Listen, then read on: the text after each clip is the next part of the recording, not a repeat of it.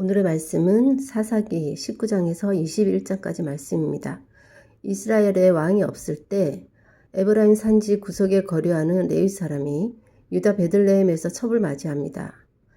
그가 행음해서 남편을 떠나 아버지의 집에 돌아가 4개월을 지낼 때 남편이 여자에게 다정히 말하고 데려오고자 한 사람과 나귀 2마리를 데리고 가서 여자를 만나서 여자가 아버지 집에 들어가게 했는데 아버지가 기뻐해서 그가 3일 동안 그 집에서 머물고 먹고 마시며 유숙하다가 4일째 아침에 일찍 일어나 떠나려고 하니까 그 아버지가 잡았고 또 그 밤에 다시 또 그 밤을 지내게 됩니다. 그 집에서.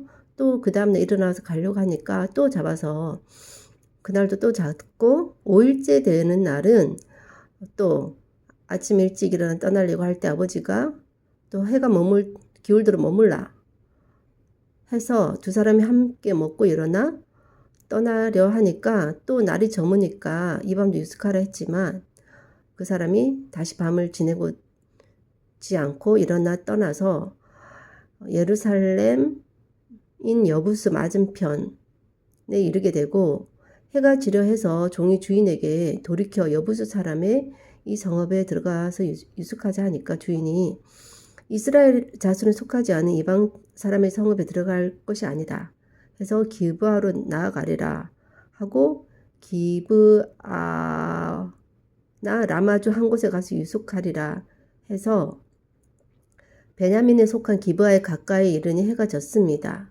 기브아에서 유숙하려고 성읍 넓은 거리에 앉아 있었지만 아무도 영접하는 사람이 없었는데 저녁에 한 노인이 밭에서 일하다가 돌아오는 길에 나그네를 보고 유다 자기 집에 들어가자 해서 가게 됩니다.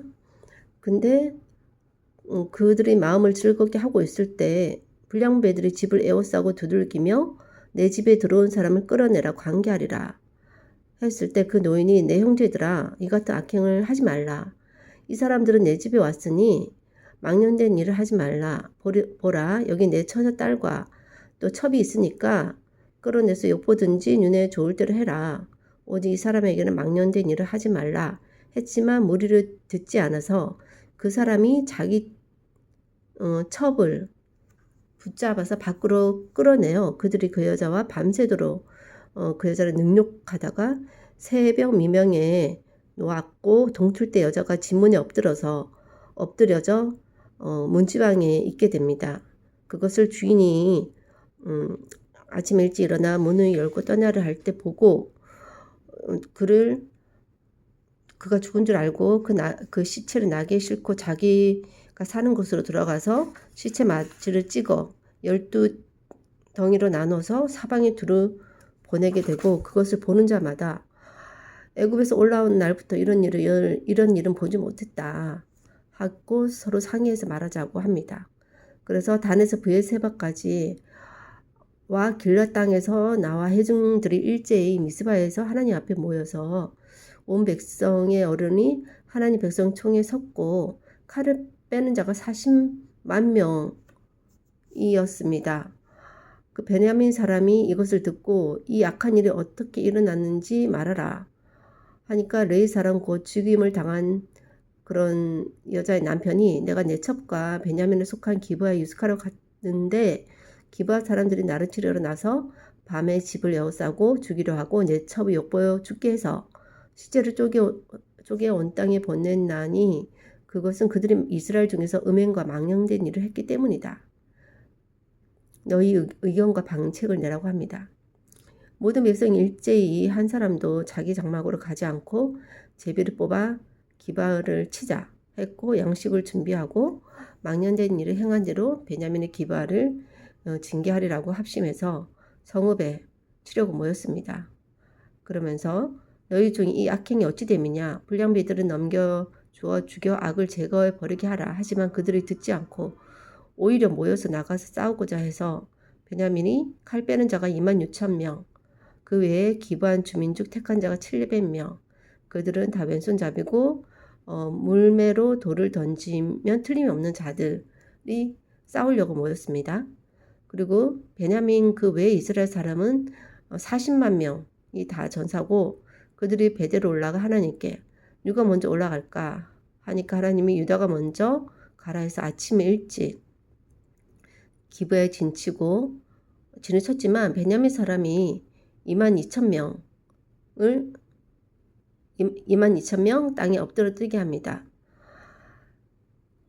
이제 또 두 번째 이스라엘 사람이 스스로 용기를 내어서 다시 전열을 갖추고 울면서 하나님께 다시 여쭙니다.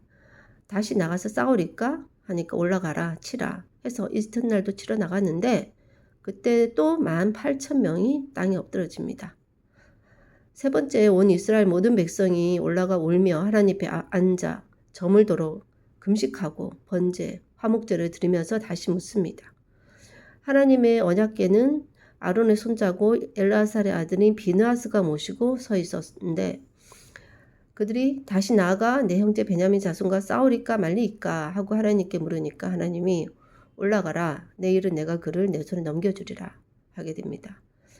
이스라엘이 기브아 주위의 군사를 매복했고 셋째 날에 치러 올라가 전과 같이 기브아에 맞서 전열을 갖출 때 베냐민 백성이 맞았고 그들은 게임에 빠져서 성읍을 떠나면서 30명 가량을 죽이기 시작할 때 그들 스스로 이르기를 처음과 같이 그들을 패한다 했지만 이것은 일부러 그들이 도망해서 성읍에서 큰 길로 깨어낸 그 게임에 빠진 것입니다.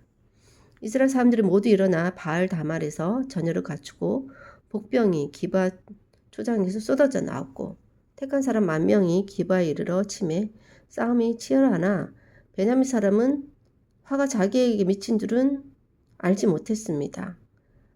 25,100명인 베냐민 사람이 죽게 됩니다.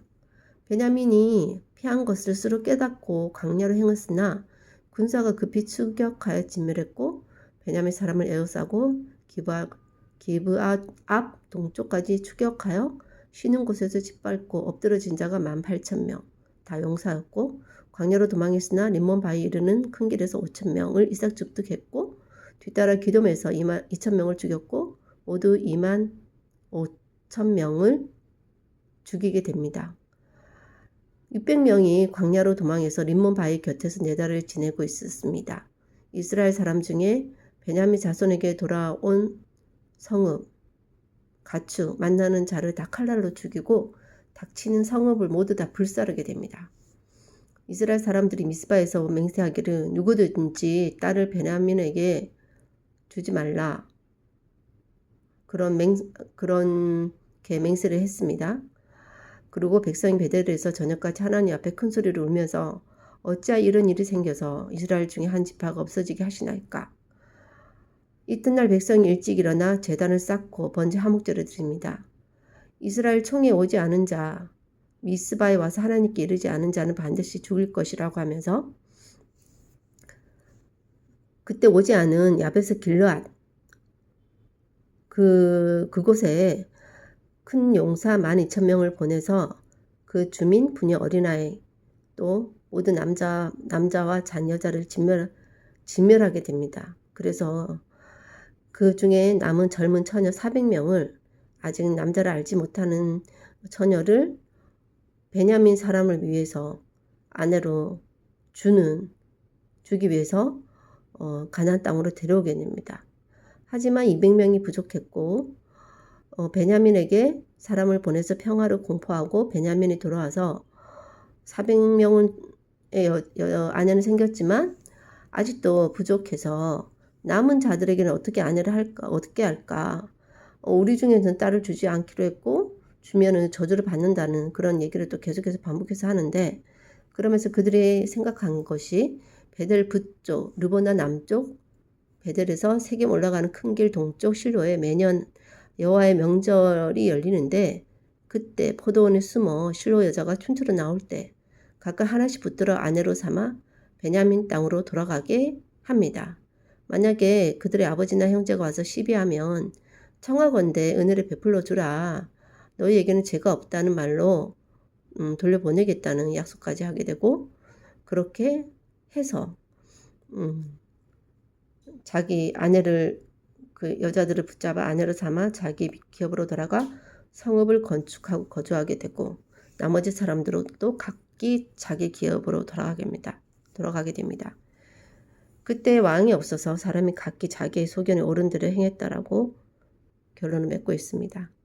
오늘의 모든 내용은 참 어처구니가 없고 어떻게 이런 일이 이스라엘 역사에 일어났나, 참 굴욕적인, 비상식적인, 너무나도